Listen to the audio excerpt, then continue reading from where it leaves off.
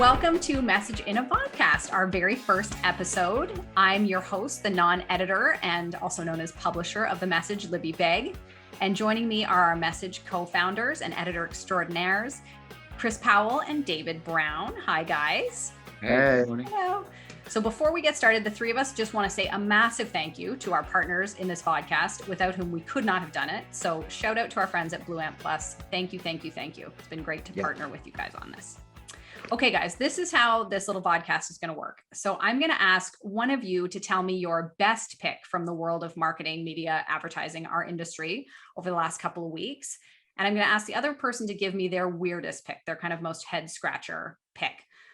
Once that's done, I will establish my own dominance because I have no particular expertise in any specific area with a pop culture pop quiz, which, full disclosure, is entirely intended to stump you guys, and it will be ridiculous questions about pop culture to which I sincerely hope you do not know the answer.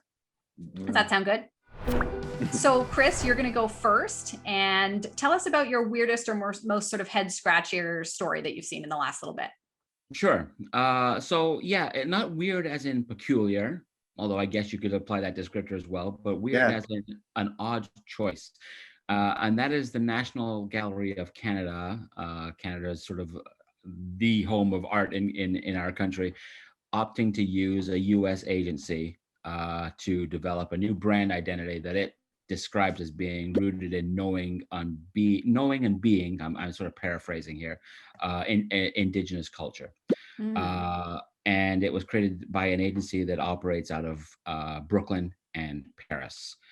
Not Paris, Ontario, I'm assuming? Not Paris, Ontario. Yeah. No. Yeah. No.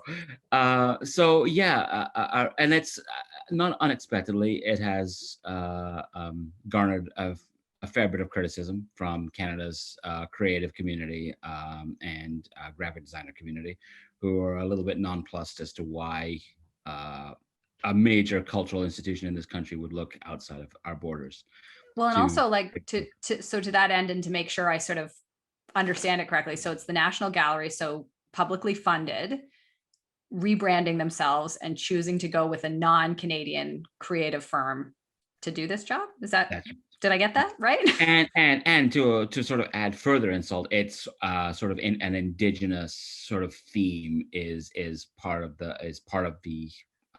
look that they have developed here. It's part of an effort of what they say is looking to sort of move beyond sort of Eurocentric art and favor and put an emphasis on art that is more common to Canada, I guess, for one of the right. So they went to Brooklyn. Yeah, they went to Brooklyn. Yeah. So, but to be fair, so I know the obvious issue with going outside of Canada for the creative services. Was there an attempt to at least consult with Indigenous leaders when they developed this program? Was there any effort made? There was. They consulted with 300 people, including elders and other groups from Indigenous groups across the country. So they did have some input that helped shape the direction. And when I spoke with them, or actually it was via email, they told me that Canadian agencies hadn't been invited to pitch, but that Area 17, which is the Brooklyn/Paris company that was selected, and again, I'm going by memory here now. I should have had better. I should have had better notes. But they were sort of the right agency at the right time. Is how they characterize it. And I looked on Area 17's website, and they have done fairly extensive work on behalf of cultural institutions in the U.S. and other areas. So it's not like they don't have some expertise in this area. However, I think that there are probably, and I'm sure many people in the industry would agree, there are many agencies and / design people in this country who would have been capable of conducting that or carrying out that work. So that's the thing. And the other thing in there, I mean, one of the other things they pointed out was that it is a design firm founded by a Canadian, an expat. And there's no doubt they're a great design agency, and they did a lot of legwork to talk to, as Chris said, Indigenous communities and leaders and elders. but it just doesn't sit right with a lot of them who feel like, why give an important Canadian project like this when there's so many great Canadian agencies that could do it?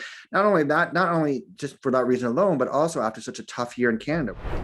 Well, I think that's a great example of a bit of a head scratcher, definitely from the last week. So Dave, tell us about something that you saw that was great or noteworthy for you in the last little bit. So there's been there was a few things in terms of sort of new work that we liked. The Yeezy jumpsuits that Taxi did for the Human Rights Foundation of New York, we thought was really clever. Heinz had another Heinzy thing this week with the ketchup bun, what was it, the hot dog buns? The hot dog buns. It was amazing, and also like such a great question to even be thinking about. Why are there always a non-symmetrical number of hot dogs versus buns? Yeah, it's the age-old question, really. And that's what they've been good at that stuff the past couple of years. There's a constant flow of it. Chris and I are constantly amazed that feels like once a month there's something coming out from those guys that are like, just like that funny and kind of fun and good PR stuff, good earned media stuff. But we, instead of I'm not picking a creative thing this week or an advertising thing. I guess it is an advertising thing, but the thing that I think was best in the past couple of weeks has been Pinterest's decision to stop any and all ads for weight loss products and unhealthy advertising around body shaming and those kinds of things. They said it's a kind of an expansion of the policy they've had for a while, which is fair and true, but it's an extra step I think is really positive in terms of just banning all advertising. They did it with the National Eating Disorder Association, and they were strongly supportive of this because one of the reasons they did it now is the increase in eating disorders and unhealthy eating coming out of the pandemic. Yeah. So any of that stuff around body shaming, Pinterest has just said, no, we're not doing that anymore. And further than that, they've actually sort of called on other social platforms to do the same. So I think anything and everything that social platforms do along these lines to sort of stop the spread of this kind of content. And this is just one area. There's other things we can do about that we should be looking at in terms of unhealthy content that's being spread on social platforms. I think it's fantastic. It's great. It's overdue. For sure. So I really like that decision by Pinterest this week, and I hope the other platforms can take it and follow suit. Love that. Those are both great examples, you guys. Awesome. And now my favorite part. Yeah, we're done. No, we're not done. My favorite part of our Vodcast, and listeners, I'm going to be honest with you. This is our third take on this because for various reasons, mostly because I am technologically not very advanced. I didn't record them properly. So what I will tell you for our pop culture pop quiz, as I said, the intention for me was to stump these guys with knowledge about Bravo celebrities and TikTok influencers. But the first iteration of my question that I asked these guys was, can you tell me how many Real Housewives franchises there were?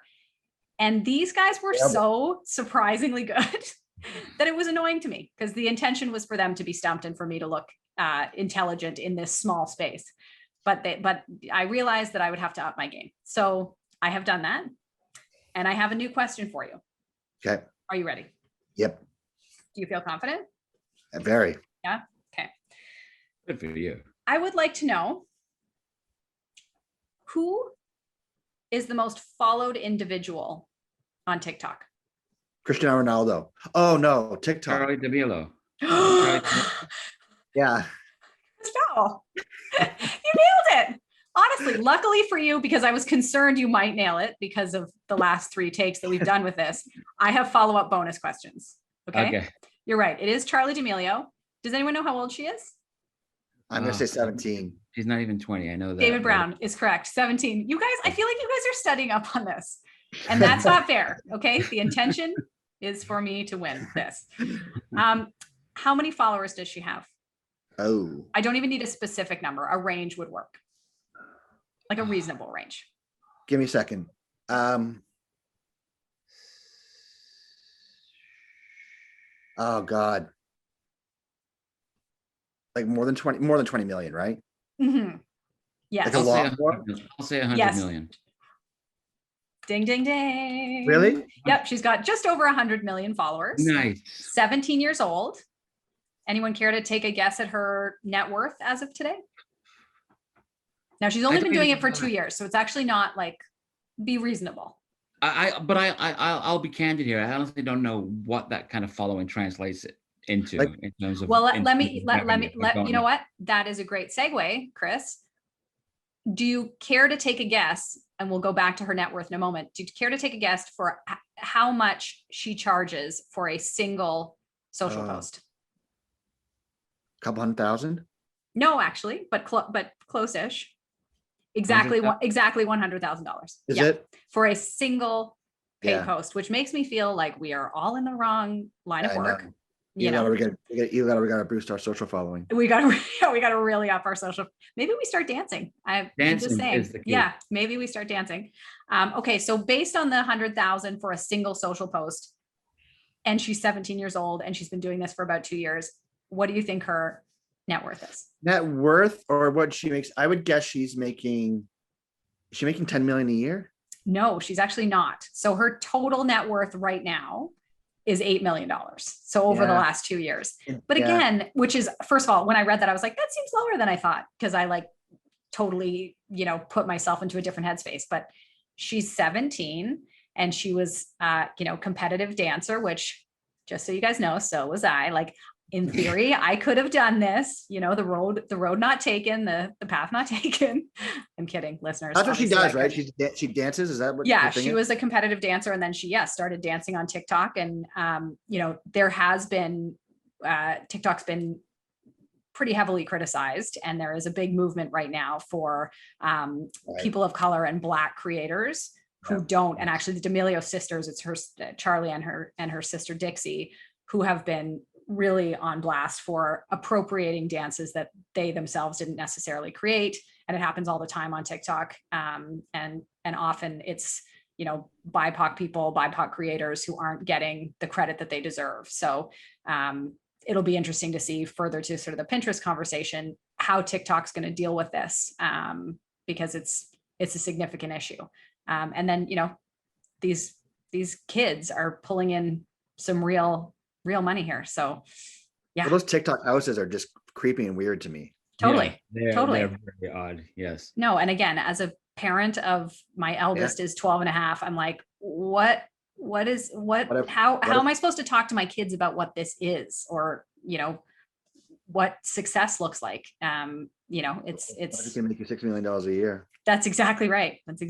So it's a weird uncharted territory. So anyway, surprisingly and annoyingly, you guys did frustratingly well once again. So, I mean, congratulations. I look forward to our next one. I'm going to have to really scour. You guys wait. It's going to get so obscure and weird. It's going to be something. You're going to love it, I think. All right. Anyways, thank you guys for doing take 3 of this podcast with me. Although for our listeners, it will be the first one. And thank you all for listening. We're excited to, be able to see you guys and have you see us and chat about what's going on in the industry probably every couple of weeks. Right, guys? Yep. Yeah. That's what we think. Yeah. Awesome. Well, thank you all for joining us, and we'll see you next time on Thanks. Message in a Vodcast. Thank you. Bye. Bye. Bye.